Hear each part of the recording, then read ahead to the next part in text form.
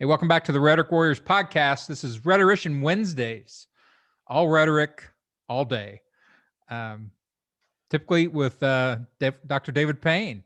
When Dr. David Payne's not available, I'll grab another rhetorician, but there's plenty in Payne's mind to learn a lot about rhetoric and what rhetoric is going to tell us about dealing with the modern world. We're helping people to win the rhetoric wars, the good people, right? Absolutely. That's right. That's our job. I'm Dr. Dan, American rhetorician, escaped professor, late night comedy writer, founder of Rhetoric Warriors. Head over to Rhetoric Warriors if you want to take a class. I'm about to release a new class. I think I'm going to call it Invincible Persuasion. It's the 21 Colosseums of Persuasion. 21 Colosseums. Okay. That's what I realized is like every time you move somebody to a new Colosseum, like there's all new tigers and new gladiators in there and they don't know what to do. So like if you pull people out of logic over into emotion, suddenly all their skills fall apart. You're in a new Colosseum. Yeah. Okay. There you go. So that's the gladiatorial combat, right? Yeah, it's one of the visions of rhetoric, right? Combative, war-based and absolutely. Not to go down too far down that out, but Aristotle replaced a different vision with a kind of a militant. I guess he's been critiqued for, right? How do you marshal your armies to win the argument, right? Yeah. I think all that stuff makes for strong metaphors. I've kind of laid out in the book that goes with that course, all the different ways that you can look at rhetoric, because every time you jump over to one of those, again, you're kind of in a new Colosseum. Is it there to, like we talk about American democracy and the history of it, like, is it there to, bring us together, or is it to help one camp, destroy the other? And both of those are there in American culture. Right. Well, how you view rhetoric tends to depend upon how you're located, in the bigger world. That if you, like the Christians, perceive yourself to already have the truth, and how do you win people to, right? How do you enforce that, right? So if you're on the other end of some putative spectrum there, right? You're trying to equalize and have democratic searching for truth, right? I guess that's kind of a Platonic ideal. Then your view of rhetoric looks quite different. So yeah, I know we're rhetoric warriors here, but in thinking about some of the stuff, I thought I'm really a pacifist. Yeah, that's true. Rhetorical pacifist, a sideliner. Especially in thinking about the culture war, right? I think. Well, and I always have been too. Like I've never really taken strong stances out in the world and done rhetoric for a living, other than helping people in marketing, which is fairly amoral. Other than I clearly it's capitalist and trying to help somebody sell something. Beyond that, it's like you can look at its effects, but I've never really gotten into politics until politics got in my face. Well, yeah, we were talking about that. I don't think we have any choice at this point in time. You really can't be very far away from it. Well, and all the rhetoricians sitting on the sidelines really makes no sense. We're the ones that supposedly really study this and have something to say about it, and maybe we end up in this sort of dispassionate educator or academic space where we're just commenting, and then you can use whatever for your own purposes. But at some point, it does feel like you should marshal this stuff towards the side of the good. I think so. I mean, I think, once again, I guess it depends on what your point of view is. If you're an advertiser, if you're an ideologue, if you're a propagandist, whatever, your view of this is going to look different. But I do think there is a kind of an ethic of how do you make this contribute in an ethical way to people's well-being? I do think, right? And certain views of rhetoric may be located in sort of standard American democratic values. I think that's kind of how it got resurrected in the 20th century as a way of looking at things. But so it mutates with the public, the social system itself.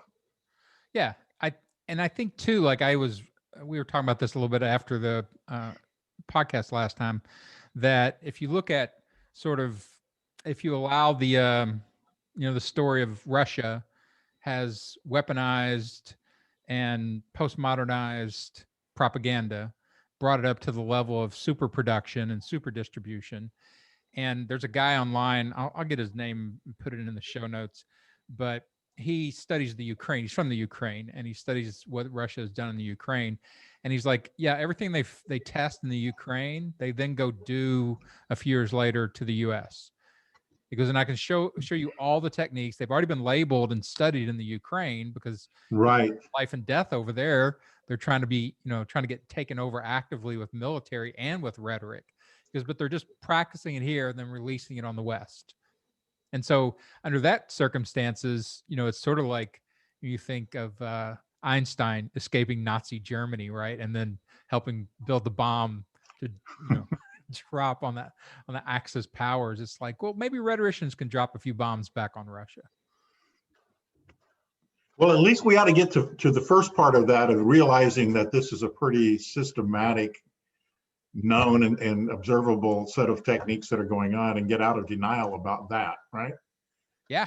I mean, they're so good at inhabiting the flock, the wolves in sheep's clothing, but they're so good at wearing the sheep's clothing that the sheep are not bothered by the fact that this seems like Americanism, right? It seems like Trump is an American talking American stuff because he's using this very strong traditional American rhetoric, but he's weaponized it in a completely different purpose. So alerting the sheep is not easy. Right. Well, and there are not only are there rewards to looking the other way, but we all want to feel more or less comfortable. We enjoy the idea that we live in an open society, and that and we also walk around with the what may be the illusion that we are making our own choices and in control of these things, right? The illusions. But then on the other side of the coin, you have the people who do see themselves as engaged in a constant battle, and on both left and right. And so, well, that kind of bridges us right to today's topic, which is cancel culture, right, which is in the news right now, and we're going to try to cover some at least major themes so we can kind of title each Rhetorician Wednesday. So the theme this week is cancel culture, and you're starting to see it sort of explode in politics, like their political uses of this idea of cancel culture. There's entertainment uses. Bill Maher keeps covering this because he's getting a lot of traction with it, and did a rant on that show about it recently. And you're starting to see it, used in a lot of different ways, but it's something that in some ways is brand new and digital, like it's digital vigilantism, or it's digital justice. That to me is like where I start with it. When you look at this, okay, so some of the things that are new about this is that you can actually get to powerful villains, which you've pretty much never been able to do. I mean, Bill Cosby had been talked about as a predator for 30 years before, God, what's the comic who outed him on stage? A black male comic actually outed him on stage. And then people started. I didn't know this story, but go ahead. So like there's ways to get to the potential, the powerful. And that's never been available before. So that's new. And you can now actually have effect on those people. They can't just dodge, evade, and squash you. If you look at Louis C.K. and his history with this stuff, he had evaded these, accusations of public exposure and all this stuff to women for a long time by squashing it. So you can now have power on them. But that opens up the fact that there's no due process for any of this. Right. So suddenly we're, upset about Pepe Le Pew. Well, what you're saying reminds me of something that resonates for me often enough, which is the old idea that where all media is headed is to create a global village. A lot of these are village politics, right? You can't run and hide from it. So the conditions that you describe, rumors can land, and people will know each other's business, and along with the kind of the tribalism that in which this gets manifest as far as the culture war goes. So yeah. Yeah, it's this weird space. And I've done some of this work for the marketing agency 500 Rockets that I have here in Austin with a partner.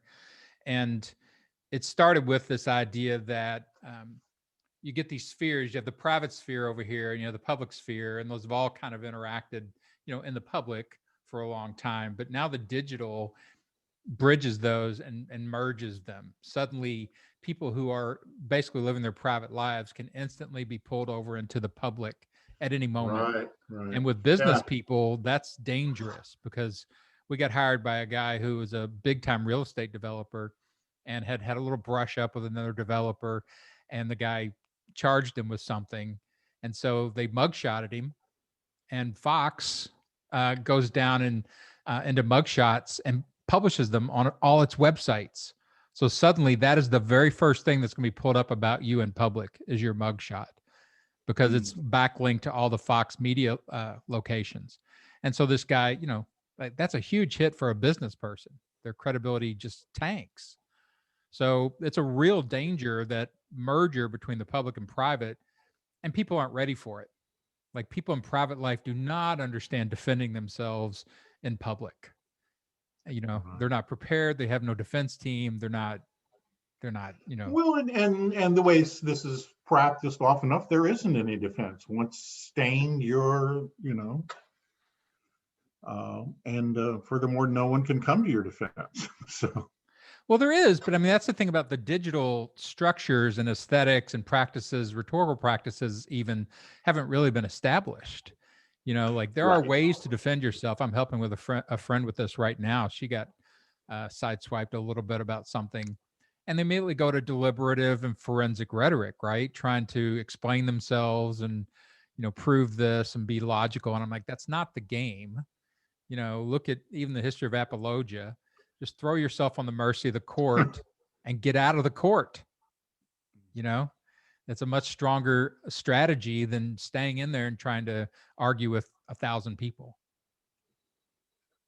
Well, sure, but I mean, if you've got a lot to lose, back to Cuomo, a year ago, he was maybe going to be the leading contender to be president. Right. Now we've talked about it long enough that they're saying, and once again, this is the frame of the conversation. Talk about a lack of due process. The investigation's going, yada yada yada, but we are still chatting it every day and speculating about the impact, which then becomes a sort of self-fulfilling prophecy. So this morning's commentary as well, there's probably no way he can get reelected, right? Whether or not he resigns. So, Well, take it as a rhetorical project. What would you do for that guy? Like, to me, that what they're doing right now, like these old PR strategies, they call it crisis management and PR, and they're failing horribly in the digital space. Like, you can't just ignore this. You can't release, kind of an innocuous denial. You need better tactics and better strategies, and they don't have them. Like, they have not really thought through what a good, like, if you look at Trump on the other side, they have very strong digitally based strategies. Trump just attacks the attackers, all out. Like, it's not even close. Like, if you say anything lightly bad about him, he will attack you with all barrels, which is an effective strategy. Well, effective in the arena, I guess. I mean, he is a guy that got impeached twice and thinks he may be able to run again with his approval rating and whatever percentage of people that he has. I don't know. We don't know. I think that's kind of the mystery right now. We don't know how that will play. Right. But in terms of maintaining a brand that or if he had a job with a regular corporation, if he might not be succeeding with it, I guess is what I'm saying. He's managed to keep his and improve on his loyal following, I guess. 75 million of them. People, but those are people who kind of like the fight that he's in. It seems to me. That's a limiting set of options. He's not really going to be able to transcend that stuff. No, he's not. But he doesn't try. he We, has we don't know very whether he could make money any other way or not. There seems to be very little evidence that he can. yeah, it's But a good anyway. question. I mean, he was they were talking about when he first got into politics, it was trying to polish up his brand, which had bad died down badly. So he was trying to get more Yeah, exposure. he was selling steaks and bad wine before he, went down this road and ties. So you then tell me like some of what would you do, just sort of, I know you haven't thought this out as far as specific tactics and strategies, but what would you do to defend somebody? Well, that's a great question, and once again, I think we're in a whole new coliseum here as concerns that, and I think you're talking about this sort of the PR lore surrounding this, and some of my rhetorical friends were part of that. How do you do issues management? And the idea there is that an issue is going to live a certain kind of life in the media, and how do you get out in front of it? How do you anticipate? And what is sort of the dynamic? Well, I think maybe your insight is that that's all been short-circuited. That these are more like collectivizing, with Twitter and a number of activists monitoring with a number of purposes coming together, sort of the instantaneousness of it. These stories aren't living so I guess on both ends, there's kind of the Ted Cruz, this will go away in 24 hours, right? Oh man, that's good comedy right there. I'm Really, just going to show some footage of me handing out water at the food bank, and this is because in a way his image was already he's so already in divided tatters. I mean, and who knows? And then there's the other side of the coin, which is that Ted Cruz that sort of abandoned Texas for some people is never going to go away. So I think it's maybe he and Trump are both cases of people who are just willing to stay in the gladiators, willing to stay in there and get hacked. Yeah, stick as many swords in me as you want. I'm not going down. Exactly, and that seems to be kind of the Cuomo thing, where okay, I apologized, and okay, I've shown that I could turn it over a new leaf. I'm newly sensitized here. None of that being sufficient. No. So this morning he comes and said, well, I'm not going anywhere. You'll have to, impeach me. Well, So, go back and look at like Anthony Weiner and see how well that works. right. So, and so it does seem to be sort of a process of erosion, and it does evolve into this, where it's a battle where people are there to take you down, and they either will or they won't succeed. But it doesn't seem to, I don't know. We'd have to think about what are the cases of people who successfully sort of restored their image.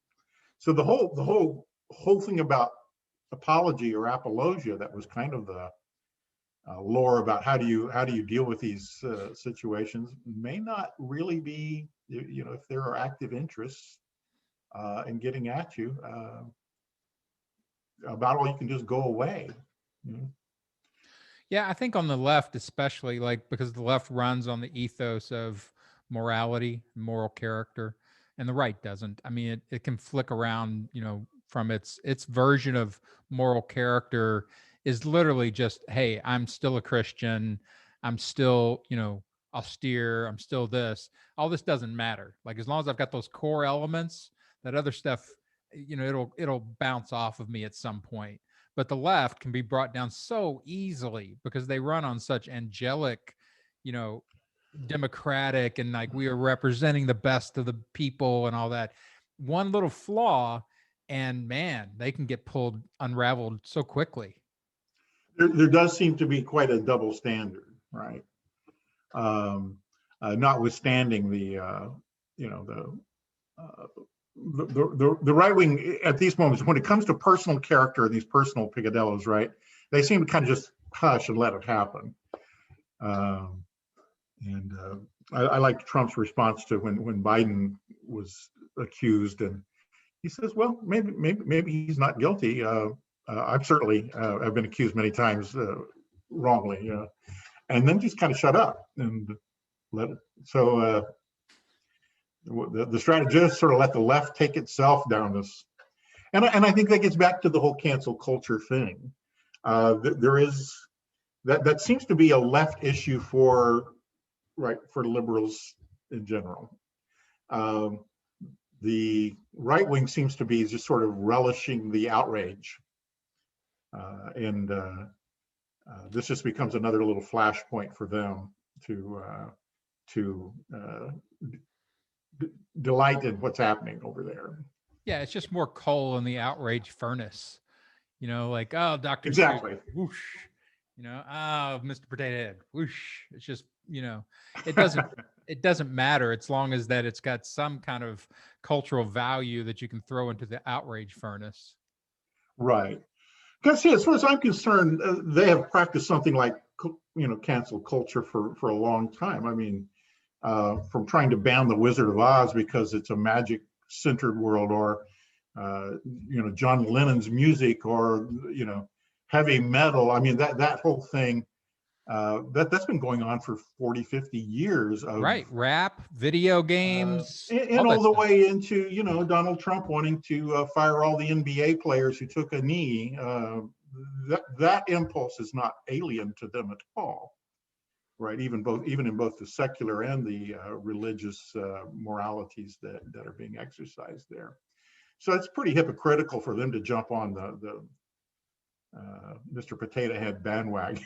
Isn't that funny? We're saying that as a real adult, issue.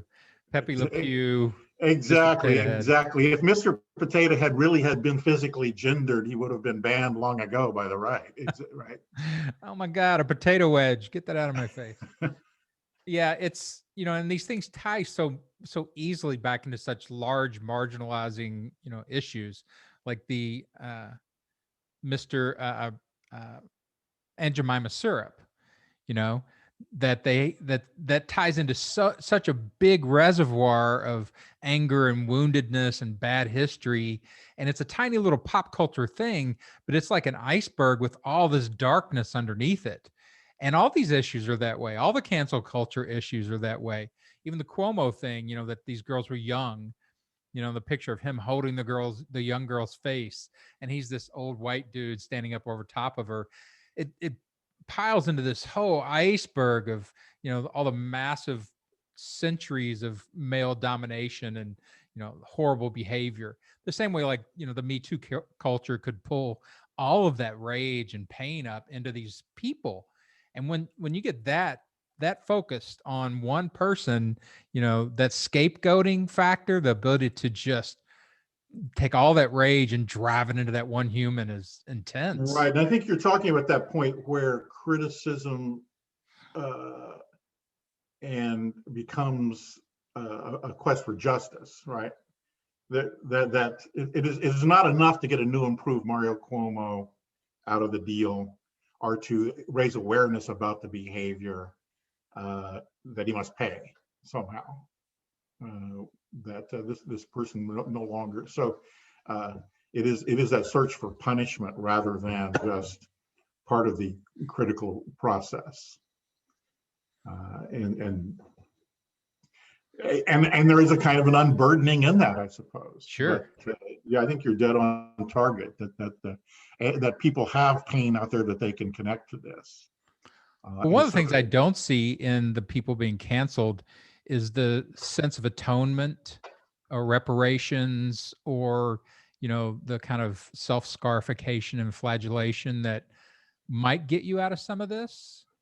They don't seem to be using that resource very much. And I said this about Louis C.K. when he had his troubles about things. I'm like, yeah, he comes out and apologizes. You see a lot of these people will apologize, and they attempt to do a decent apology. It's usually a badly written apology because it's beyond their skill set, which again, be nice if you had a rhetorician helping you with this. But they offer nothing to the victims. There's no atonement. Like if he'd have said, look, these people were young. I, harmed their careers. I'm going to give each of you $1 million to kind of make up for that. And I know it's not, but it is a type of reparations, and it will help your career. And I will do anything I can do to help you because I was wrong. But all they do is say I was wrong with no sense of atonement or reparations or loss. They lose a lot financially and they lose their reputation, all that, but we don't get any satisfaction out of that, and the victims Right. don't get anything. So you're thinking there needs to be some kind of alternative justice system. That goes back to the Greek conditions under this professorial moment, right? When rhetoric became popular and invented in ancient Greece, it was because of the practice of if you sued somebody in the court and won, you would exchange property. This was the idea. And so the rules for rhetoric became actually advice on how to win in that court. That's where the first ideas about systematizing rhetoric came from. And so now you're back to that as a kind of an informal, right? We're not talking about the legal system here, right? Because that is the deflection. Okay, we're going to have an investigation. The Attorney General is going to, let's just wait for, and in this case, at least from what I've heard, it doesn't sound like laws were broken. It doesn't sound like technically the legal definitions of harassment were, obtained there, which is systematic and, whatever.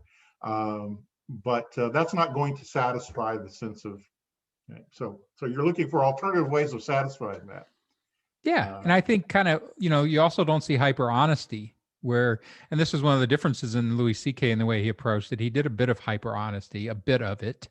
They don't come out and say, yes, I see that I did these things. It's never, I knew I was doing this in the moment and I realize it's wrong, but I'm a dude, I'm 50 years old. This is kind of in my culture. I let the power get to me. It was a wrong thing to do, and I am sorry. And here's what I'm going to do because of it.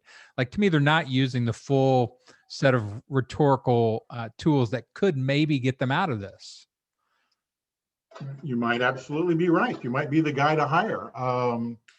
That there has to be some sort of, I think you're right in your analysis that that's what's wrong with just simply issuing an apology, that without a certain amount of sincerity or even sort of accepting of loss, because people will push it until there is some. That is that sense of justice that has to take place there. Now, as I understand it, Louis C.K. still performs and still has audiences. It took him like a year. He went to France, escaped some of this because the heat is different around the country, around the world about this stuff. Right. But I mean, that cost him hundreds of millions of dollars. Mm. That was literally his financial, and the hit of, and his TV career is. Yeah.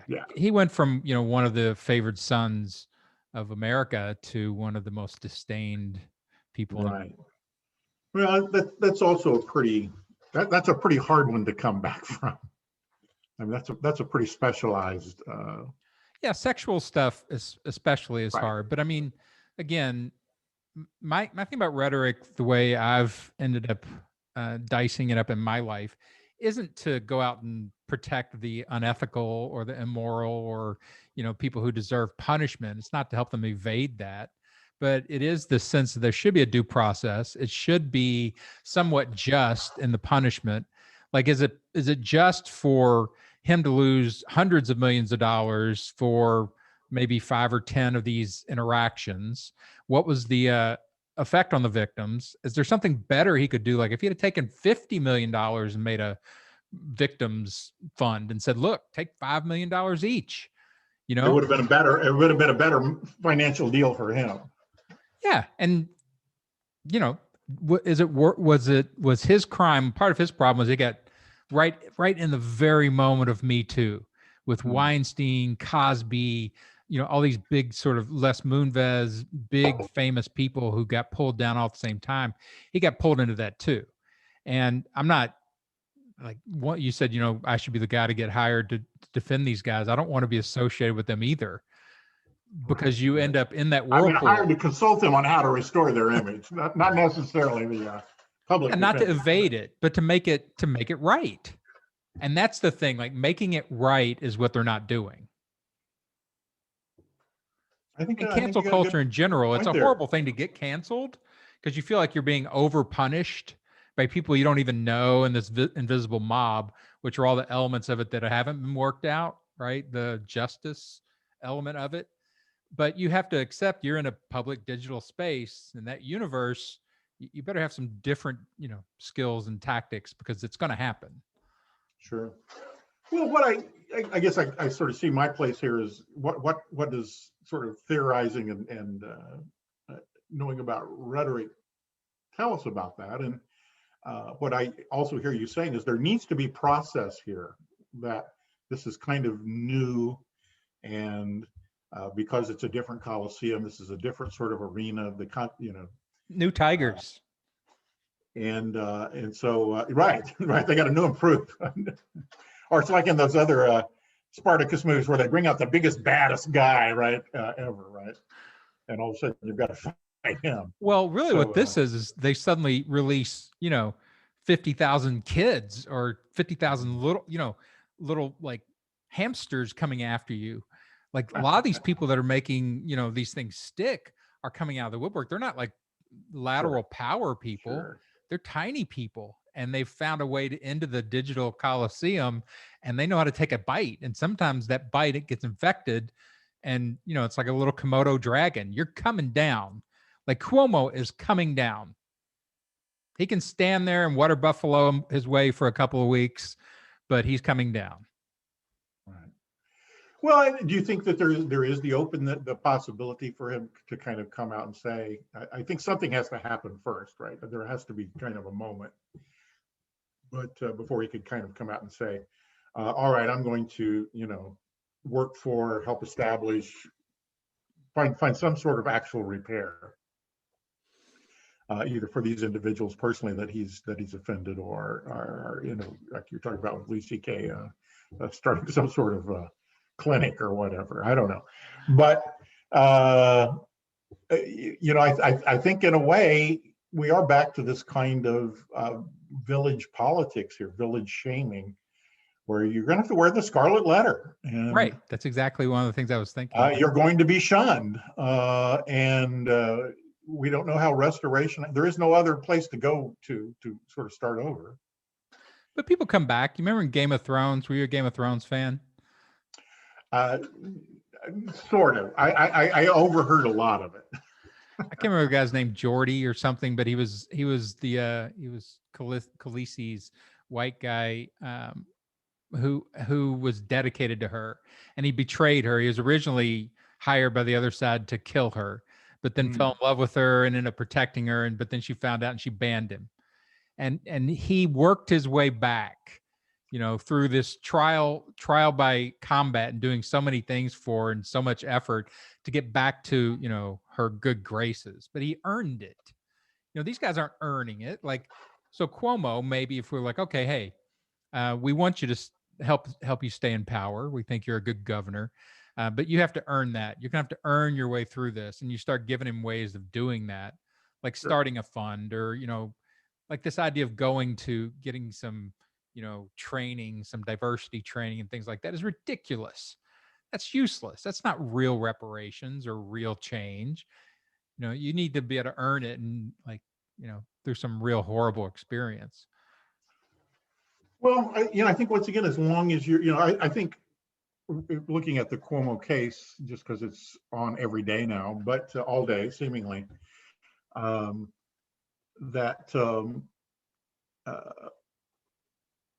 he's part of this is because he was so popular, and he's being taken down, and I think that's what divides us differently about it. And so it's not just sort of, here's a public figure that we found out. The timing of it is at issue here, so I think as long as you're in the arena, the way we're playing the game now is that you're reputationally. So when you were talking about finding a way, Bill Clinton, in a way, starting the after his presidency and starting the Clinton Foundation and all of that. He sort of lived with the stain, and went on to restore himself as an elder statesman and somebody who was doing good work. But then his wife, his wife gets pinned with all of his guilt or controversy. The debate where Donald Trump paraded all the women that had accused, Yeah. So as long as you make any and then very often, if people want to get into it about Bill Clinton, that comes up. It isn't, as long as he's trying to be in the public arena, it follows him around. Yeah, and that's part of it too. So if we accept the fact, okay, you've got this stain, it's right here on your shoulder. It's always going to be there. You're not getting rid of that. Either we amplify all your goods, is kind of what they did with Nixon, right? To rehabilitate Nixon. Right.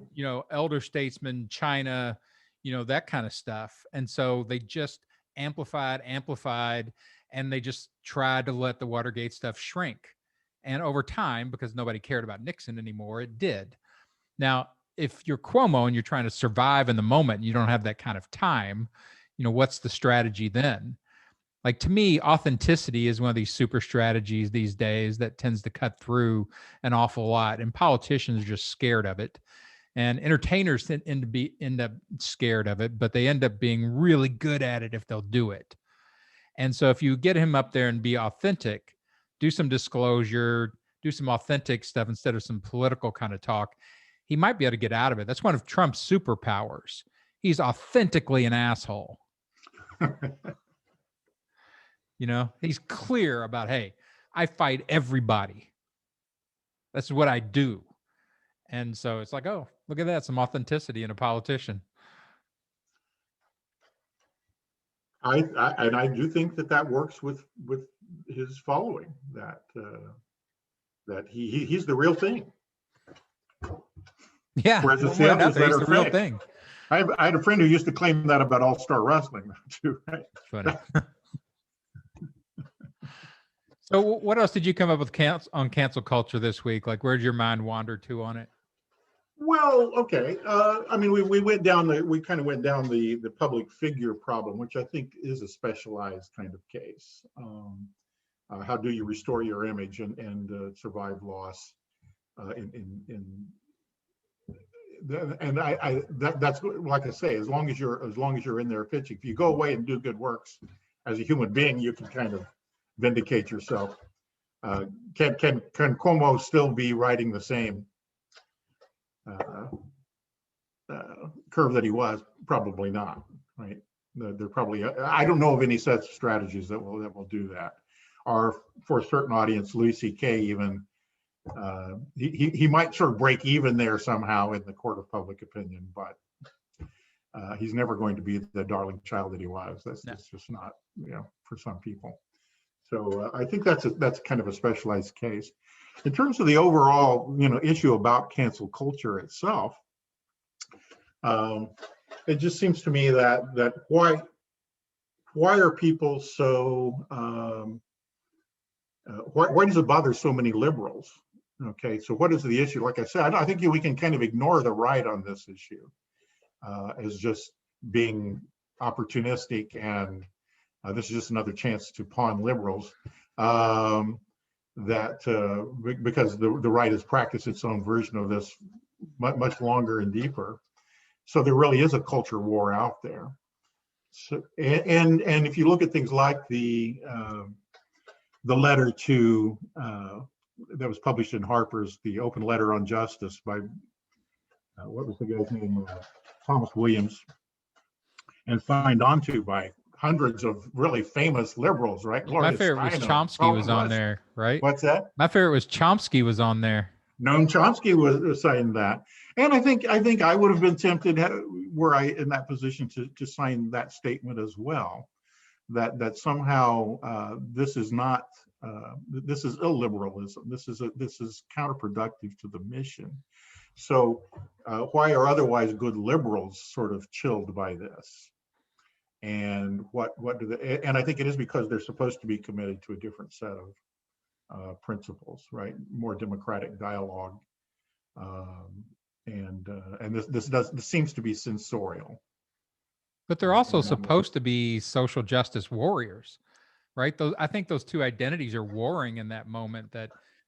And again with the millennials, and I think the youth has all that energy of social justice warriors. Like, you have to fight these people, and that becomes illiberal because you end up fighting whoever they direct you at. It's but Those two identities definitely seemed to war in that moment. Well, it's back to me on, you know, the two extremes on either side practicing some version of this. These are both rhetorics of purification. These both posit an ideal world. Okay, I guess in the Christian's ideal world, we wouldn't have all of this humanist, you know, everybody would, right, have a similar service to God, a similar set of practices, a similar set of ideas and beliefs. And on the extreme left here, if we want to call them that, the social justice warrior left, the woke culture, whatever terms we want to use, there is kind of an ideal operating there that this we would somehow achieve. And the way to achieve this ideal, where that we embrace perfectly diversity and, right, non-discrimination and choice, you know, whatever, the world where without those kinds of shamings, which is a great ideal and one might want to embrace it. The way we do that is to, right, police behavior. Okay, so I think those are different. If you're not in that camp, right, then where are you? And I think that is kind of the uncomfortable position, because one can't then criticize or refine one's comments. There is no, I think probably one of the most unsettling aspects is to cut off all debate. So, well, I know it's a terrible example, but the current now they've got Pepe Le Pew, right? Pepe Le Pew contributes to rape culture. So we need to somehow dig up this 80-year-old cartoon and censor it. And to even say anything that you don't want to defend Pepe, right? That'd be a tough, it'd be a tough attorney assignment. Your client chases this skunk. No, you were the skunk. Chases this cat. Yeah. Right. But looking at that, I mean, one can't then refine the tools, the critical tools that one looks at. Okay. Is this rape culture? I don't recall any forced aggression in those cartoons. It is a case of mistaken identity. It is a stereotype, right? He's of a French playboy, and so have we really categorized this correctly? What set of ideas are operating there? And I guess that's the reason to tackle such a silly example. But so I don't think we've correctly identified how this influences people. The assumption there is because that takes place in that document, it's going to normalize that and make it seem okay. I don't think actually the text makes it seem okay, right? And so if Donald Trump or Mario Cuomo had seen enough Pepe Le Pew, they would know what unwanted advances look like, right? If people are reacting to you this way, they think you're a skunk. So what is actually being displayed there? So I think that the idea that this ideological purification going on by finding all the instances of this in the world and sort of saying they have this self-perpetuating, I think that is not good criticism. So I think that asks us to choose, you know, to develop better critical tools to ask, in the larger picture here, how do these things operate? And that we don't want to cut off things. We don't want to deny history. We don't want to sanitize history. Criticism can certainly look back and say, gee, there were attitudes prevailing there. And maybe in that light, yeah, maybe that's not the most healthy source of humor in the world. But well, it does go back to, you know, something we've talked about multiple times already. The transition over into entertainment dominated digital space from, you know, sort of even traditionally like the print oriented linear thinking, slowed down critical model, like to deconstruct the text can take a long time. Right. You know, when you deconstruct Pepe Le Pew, like you just did, and did some nice little criticism of it and saying, well, is that really in the text or are you assuming? That's not really the game in entertainment. It's speed intellectualism. And that middle ground of, you know, sort of slow, careful criticism, the same way in a court, slow, careful consideration of evidence, it doesn't exist. They're going from here's the accusation and here's the judgment. And it's so fast that is there a space in there for criticism in there anymore? Well, it goes to judgment, right? And judgment now to repair. We've lived for 80 years with Pepe Le Pew. I'm not sure a lot rides on making sure right at this moment that it's not available.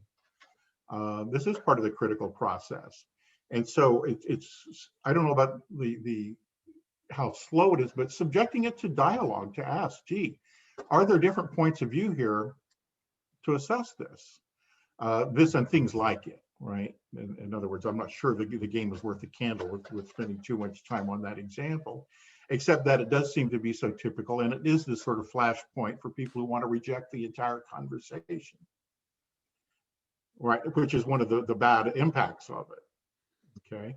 So we should have been seeking a more dialogic, multi-perspectival form of critique where you can make these kinds of claims and then those claims are themselves subject to critical insight, right?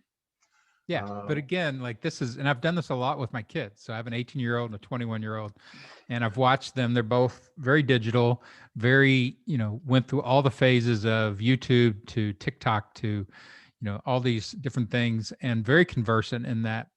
And so they're both super triggerable and super, emotive on the left issues. And when I want to discuss them with them to do exactly what you're talking about, haul it over into my professorial academic world of, slow it down. Let's actually take a look at it. Let's decide, based on what's there, what we want to do with it. So the terminology that Jordan Peterson got so famous on about refusing to use gender pronouns of they and them and things like that at the university. That came up with my daughter because she does a lot in the trans community and a lot with, makeup, and she's been in that community for a long time, very sensitized to it. And she wanted to teach me, what was wrong with the way I was talking. And I'm like, super fine, like teach. But we still have to go back and revisit it and decide whether you are teaching the right things or not. And the only way I know how to do that is kind of what you're talking about. Slow it down, lay it all out, get a bunch of different perspectives, look at the claims and the evidence, and reach a conclusion. But that's old school thinking. That processor they don't have that. You have to really slow them down and force them through it. And you can see the pain of it. Well, but what's the answer then? We just accept this because, you seem to be attributing this to the media environment itself, which may favor that, right? It may be difficult to run against that, but there's still the behavior, which is the desire to judge and police, and the idea of that this is easy criticism, simply to write parking tickets for these ideological abuses.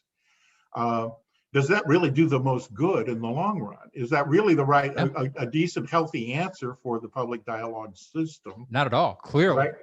And furthermore, what we're observing is this does damage to our systems of cooperation in society. So both sides on the other end playing, they have investments in the war. Can we calm down about those kinds of things? Can we interpose a certain amount of critical reflection and dialogue so that maybe we're censoring or eliminating things that really on the whole are really healthy? Because what we do know is that if you eliminate all this stuff, the behavior doesn't simply go away. The kinds of abuses, say in the church, that where we didn't talk about these things, that didn't seem to work very well. Right. Yeah, no, I think where there is no dialogue about it doesn't mean that the behaviors go away. So this idea that we simply eradicate, cleanse the language of these kinds of symbols doesn't mean that those things disappear. Well, I think in some ways that's kind of this project for me, for the Rhetoric Warriors and doing the podcast and stuff, because I worked in entertainment so long and I know what that speed feels like. I know what the absolute demand for constant stimulation feels like. And I worked in academics for a long time. And in some ways, I'm a decent intellectual. I'm a horrible academic because I hate being that slow and that detailed.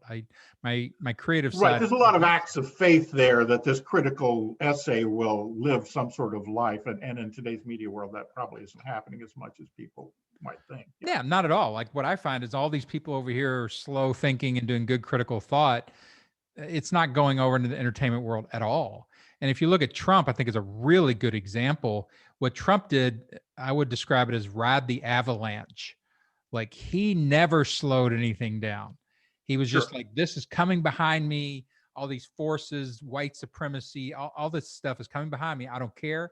I'm going to just constantly feed it, just throw things in the air, never slow it down. And it just disappears the next day. And I just do 3 or 4 more.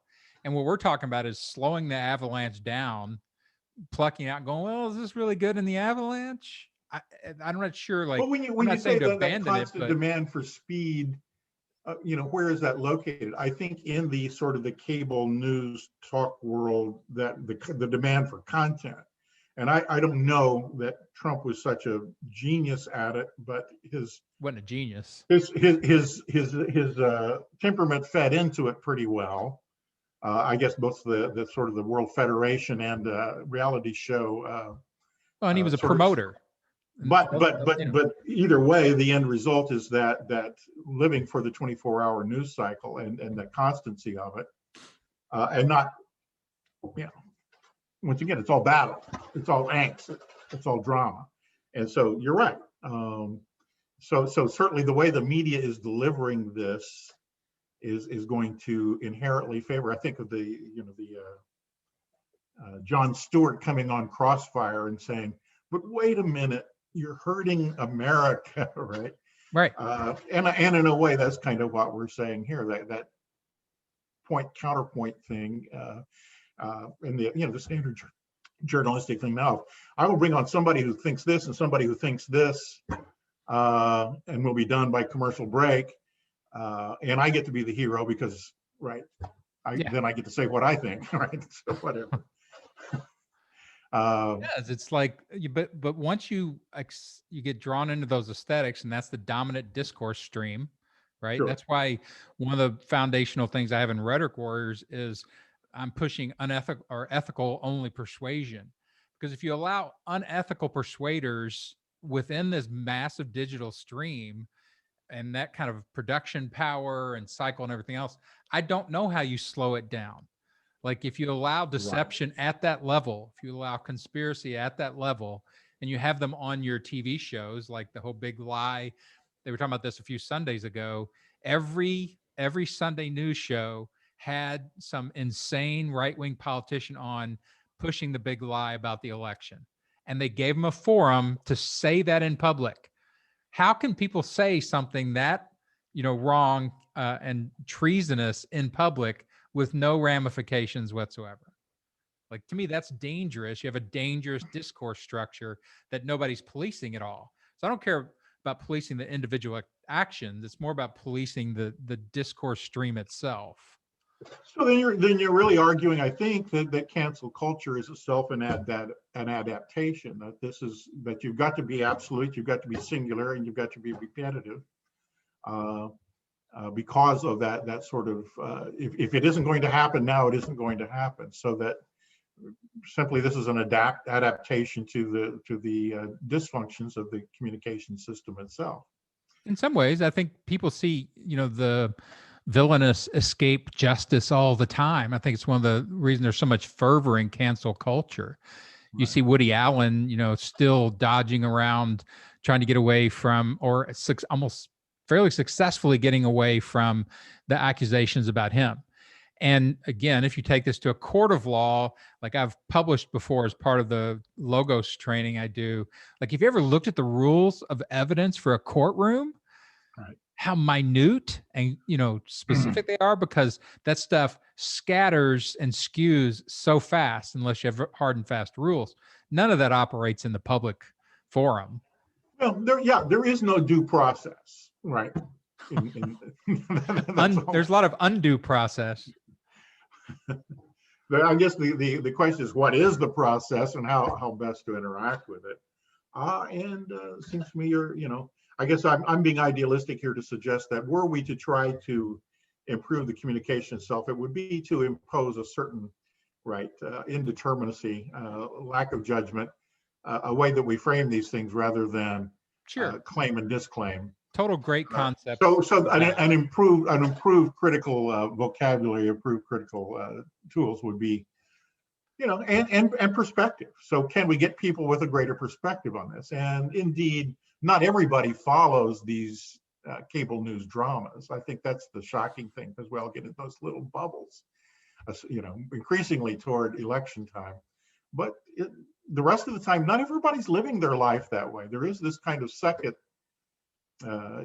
order thing going on. What gets said and reported at the water cooler, what's talked about at the coffee shop, and on and on. And that's a far less refined kind of system. Where if we were talking to each other, there might be more give and take, but we're not really talking to each other. And one of the other consequences of what we're talking about is that people are afraid to say anything. I'm frankly a little nervous about having defended Pepe Le Pew, even though that wasn't my intent. Sure. Right. No, it's a very landmine. Public space is very landminey, and like professors are not used to this. They have their classroom, and they have very controlled, documents and tomes that they get to write, and it's edited and everything else. So they're very protected. All of a sudden, you throw them into this kind of public discourse space, and they crumble really quickly because you can't talk your way out of things. You're allowed to make mistakes when you're doing intellectual discussion, right? And eventually you get to a point where everybody's like, oh, that's a fairly good position we can all agree on, even though you were mistaken before. And that's okay. But you're taught that in academic circles. That is not okay to be wrong for 90% of the time in normal public discourse. Right. So in a way, you're suggesting, not to keep dwelling on that one instance, but the Cuomo situation, he might do well to try the Ted Cruz strategy of sort of saying, I'm going to take that hit, and the next thing I need to do is to populate this media world with images that contrast. That's a fine strategy to try. I'm not sure it works as well for the left, but it clearly does work at times for the right. So not count on any that there will be this sort of profound forgetting, and so apologize even if it's kind of a lame story, and move on. Well, Clinton was a good example of that. He was, the first guy who's like, I inhaled or I smoked, but I didn't inhale. Worst lie ever. But it's a half truth, half lie. And it got into stuff people didn't care about. Yeah, it just sat there. At the time, they used to care about that one. That was one of the damning things in politics, to have ever touched a drug. That was radioactive back then. But then, Bush comes along and goes, yeah, I did coke. What? I remember that direct quote, but I think everybody sort of, But there's some agreement. We're just not going to talk about that anymore. But Clinton had the strategy, the tactic of living, in the liminal space between admitting and denying. Like, I did not have sex with that woman. Well, okay, Mr. Technicality, sure. But he found enough room in that liminal space that he could still live. He could escape most of the punishment, right? And so, like, now that has been constricted, like people don't like that anymore, but it's still a possible one where you put both images in that liminal space, like Ted Cruz did. And you're like, well, let's let them fight it out. I'm just going to back away, but here's a picture of me with bottles, and here's a picture of me going to Cancun. You just, at least they kind of live in the same world in people's minds. I don't know, maybe Pepe Le Pew's like, they make a new cartoon where he's like, I'm so sorry. Well, there may be some work to be done here in terms of how does he restore himself. He was in an untransformed place, and it was a long time ago. So if we were cartoonists, we might take that opportunity. I agree with you naturally, like the sort of traditional things that have always kept us together as a culture of, reasonable discourse, fair turn taking from each side, good, careful thought. All those things probably are the way we should run our public dialogues and our public discourse. But man, it's it's slamming up against this new tsunami. And I don't see us really adjusting to that yet, even as the rhetoricians. Right, right. Well, okay, how can this level of criticism, which in some ways is sort of healthy, right?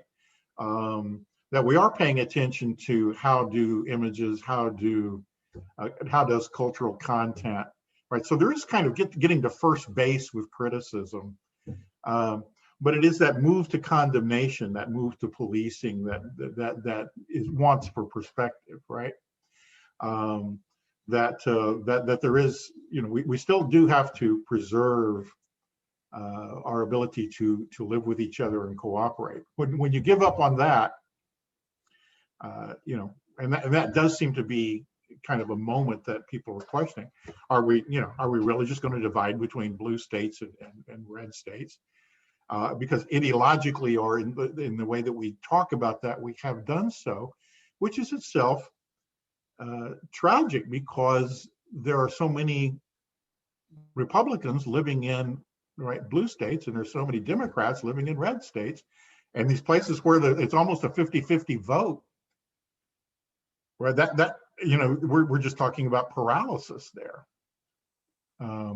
So clearly a lot of the work of culture can't get done, and politics is part of that, right? Whatever has to happen in terms of political process is impaired by that. And so I think that is, of course, and that was, I think the spirit of the open letter of Justice about cancel culture was, look, as good liberals here, we have to ask, what do we want? We want an open system. We want to open dialogue. We want to open possibilities and different perspectives, and we want to be committed to that. Are we? Are we? Like, I don't think that's true. Like, we have very, limited. It's an old ideal that's taking some hits. But we have very limited openings even within that. Nobody is inviting the Nazis to speak at their conference. Like there's limits on the edges of all that stuff, and now they're just moving the limits further in. I think my problem with that letter was it's still staying back with the old terminologies of this liberalism versus illiberalism. Like you said something a few seconds ago about the word condemnation. So if Cuomo, if you're looking for a micro scripting tactic, if he came out and said, look, just don't condemn me right away. Like he just hit that word. He goes, I get it.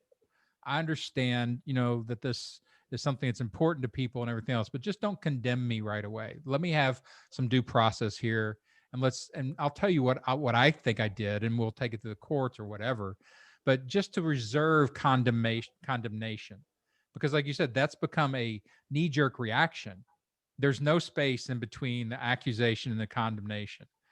And what we need to do, I think, as rhetoricians, if we're working this space, is to open that back up and instruct people like, hey, I get it.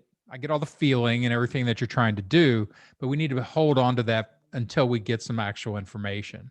And nobody's getting that training in the digital space because they're just trigger. And it does create that, hyper emotive state. And we don't have a very sophisticated, vocabulary to appreciate any subtleties about this. Is this, the sense of going ultimate on everything, right? Is this rape culture? Is this sexual predation? And that's the dialogue that we're not having, and really can't have about these sorts of things. So that, right. So, and in a way that dialogue does happen over time. We just make some, some lives very, very difficult along the way. But yeah, I mean, what you're saying in a way was the sort of the Chuck Schumer press conference this morning when they asked about this. I trust the Attorney General. This, completely. This investigation is ongoing. We're to interject that. Throw it to the courts. I mean, at least they have due process. They've dealt with these kind of issues for a long time. And ultimately, voters will decide whether this sticks or whether this doesn't stick. Kinda. I don't trust that, but what I keep coming back to is we haven't carved out the digital space with any type of very focused intellectual management. And I'm not saying you can manage it perfectly because it's run by big corporations and from billions of people flooding into it. But there are ways to instruct people like that. Like I do a lot of non-triggering or de-triggering when I do conversion talk with people, like especially the right. The first thing you have to do is untrigger them and say, look, I don't care what you believe. It's perfectly fine if you think we need to build a wall, if you like guns, or if you hate immigrants. I don't care. It's not the point. The point is, I want to talk to you about how we talk about those things. And so going right at them, hitting all their triggers because you're a social justice warrior, horrible strategy if you want to do any conversion on people.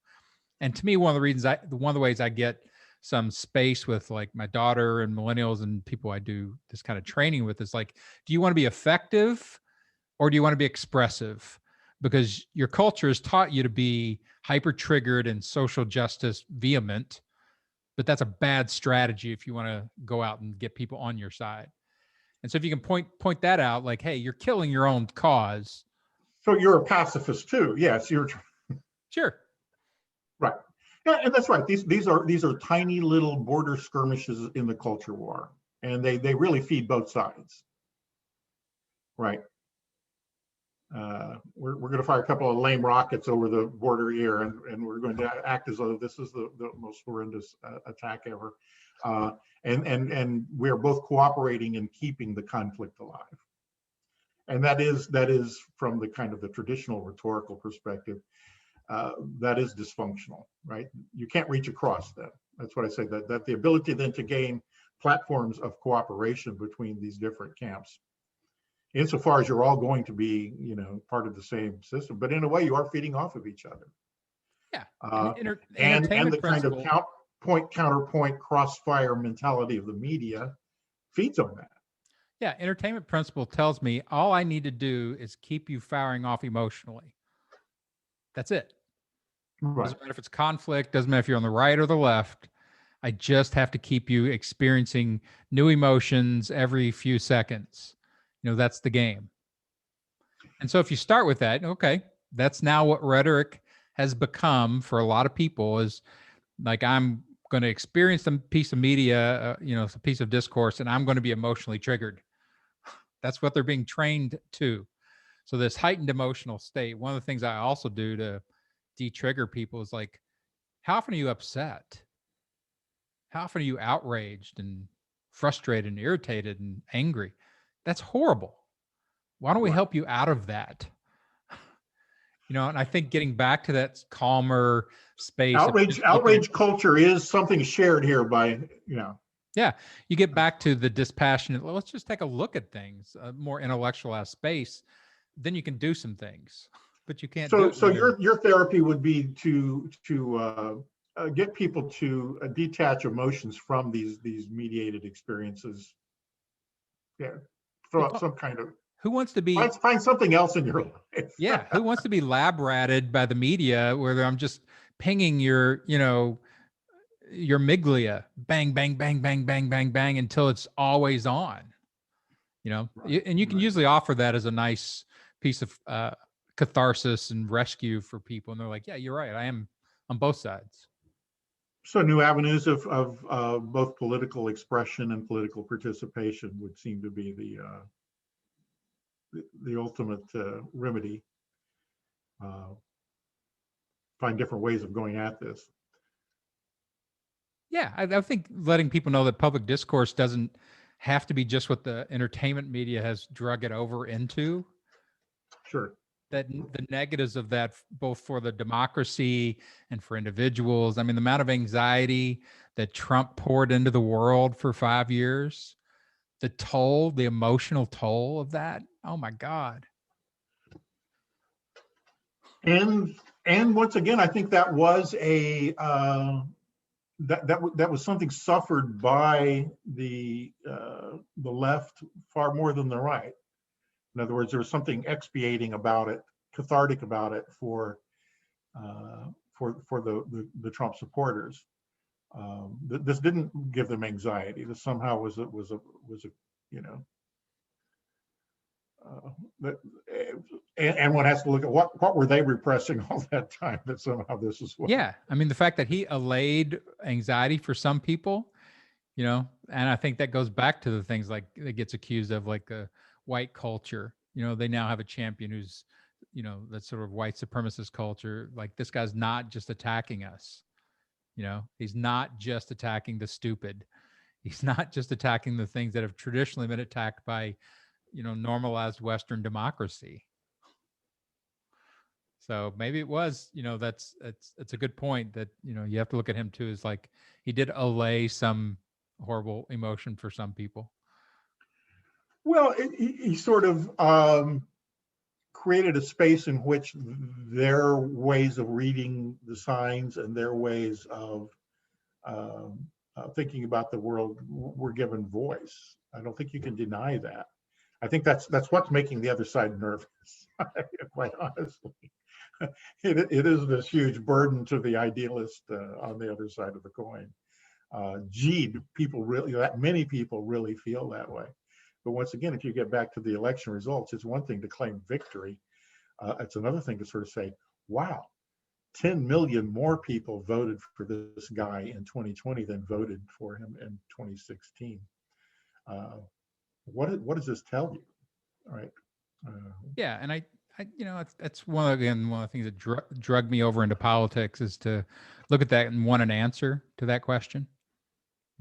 What did drag people over there, and what is he doing for them? Because if he did he's not a genius. He's just using, a type of rhetoric that's grown up in this type of world that is effective. And I don't like I don't like the block of people that it's creating. So. Well, yeah, I mean, there's a yearning going on there, and it's a bad filling of that need. And of course, there's the caution, there could be worse. Hmm? There could be worse fillings of that need. And that is something to be nervous about, right?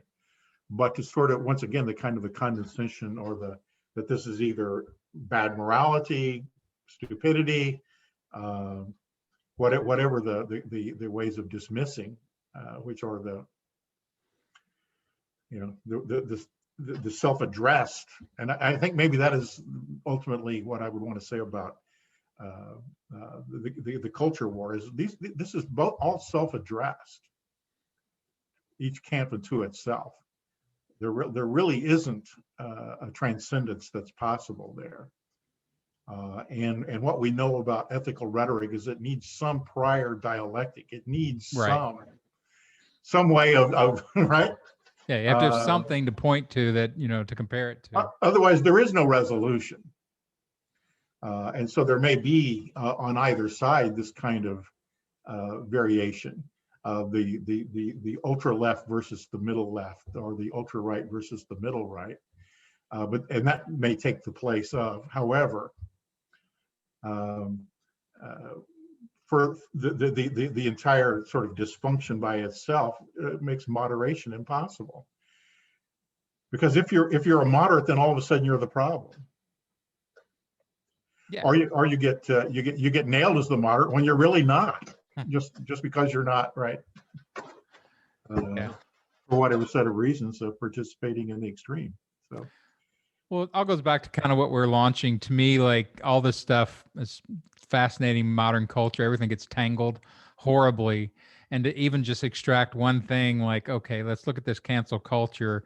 And then it's like, oh, are we canceling a cartoon? Or are we canceling a real human being or a politician? You have to separate each little piece and look at it. And, to do that, again, slows down. Like we've been talking for almost an hour and a half.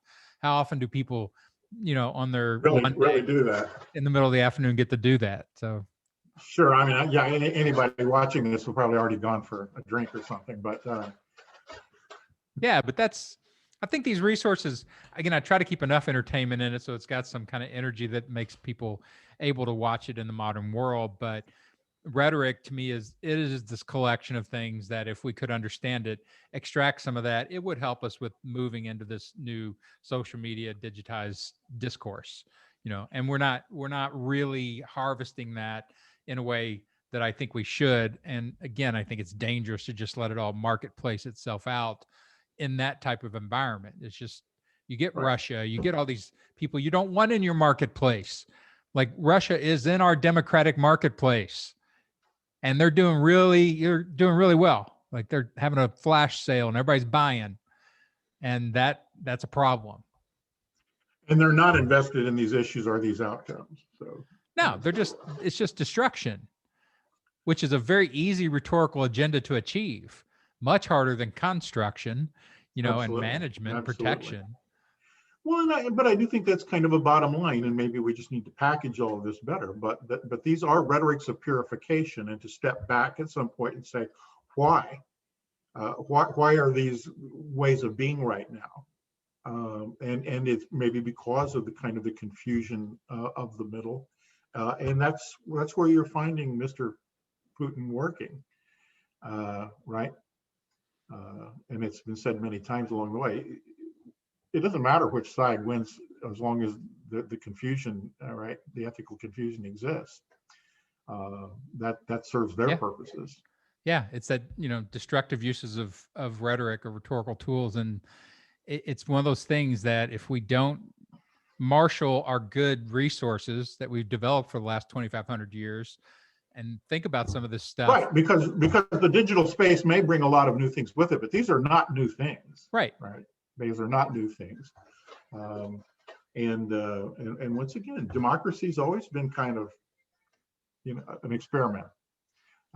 It's always been, and it seems to be asking, is this side or that side the enemy of democracy? But the sidism is itself, no doubt, the binary of the only thing, that makes it possible for us to have discussions, binarying things as opposed to multivarying things. You can't have a multivariate discussion. Like human beings just can't do it.